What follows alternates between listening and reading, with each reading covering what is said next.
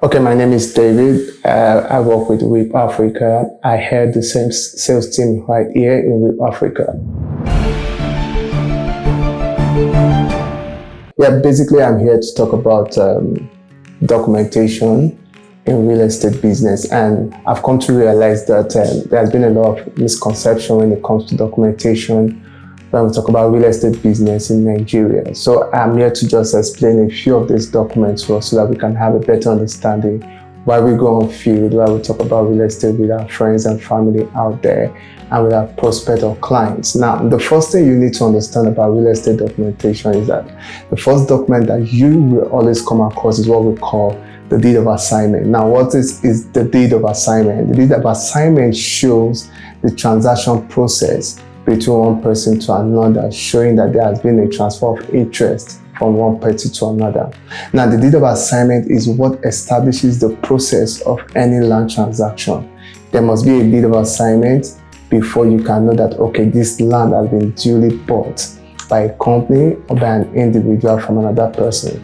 So for you to sell any product, it is important for you to know that deed of assignment is one of the major documents that any company or any brand must have, or any individual must possess to be able to sell or transfer his interest to another person. Now, after deed of assignment, what other documentation do you need to know? Yes, a lot of people talk about CFO. Yeah, CFO is very important when it comes to land documentation. It's valid. It's called certificate of occupancy.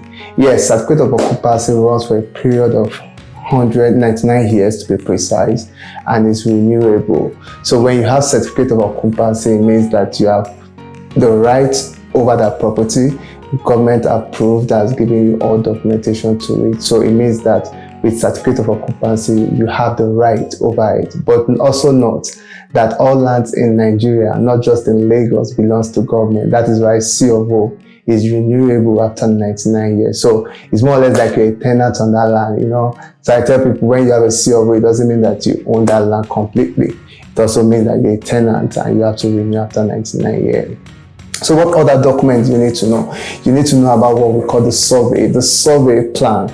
Now, we have survey planning. I've seen in this industry, I've come to realize that there are a couple of surveys out there, and you need to understand that the survey you need for every land is the survey that is actually carried out on the land. I hear people say there is what we call perimeter survey, and sometimes I ask myself, where is this ideology coming from?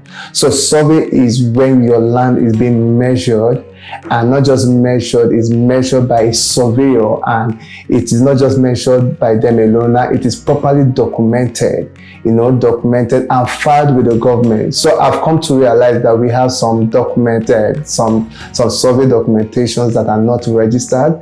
So you need to ask, what kind of documentation do I have? So when they talk about survey, we have majorly two types of survey. We have the blue copy and we have the red copy.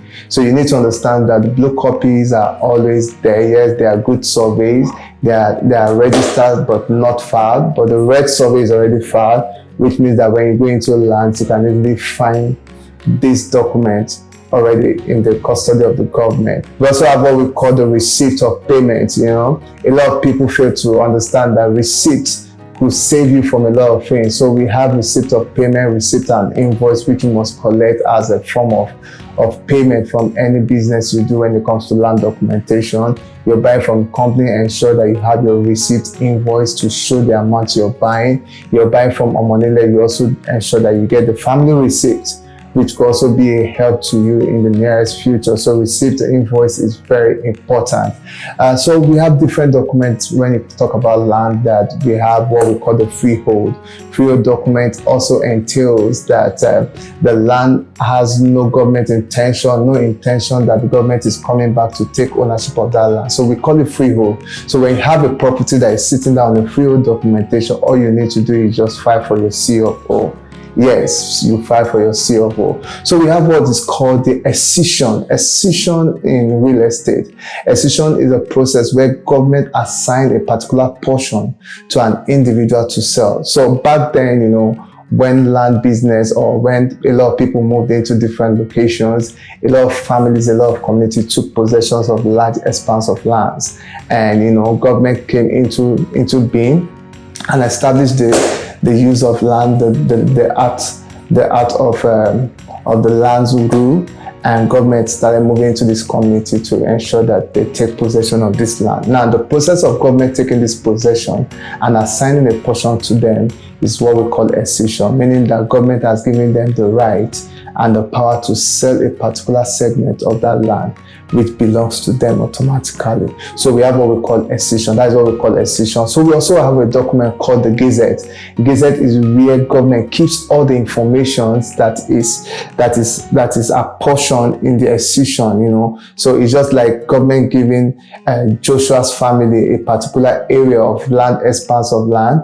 Now that information is where government now stores in what we call the Gazette. So Gazette is also important. So you see a lot of lands out there that say, oh, we have Gazette for it. Yes, it's valid. Is as long as it's documented in land. So all these documents that I've mentioned, you can find them or make research on them when you go to lands.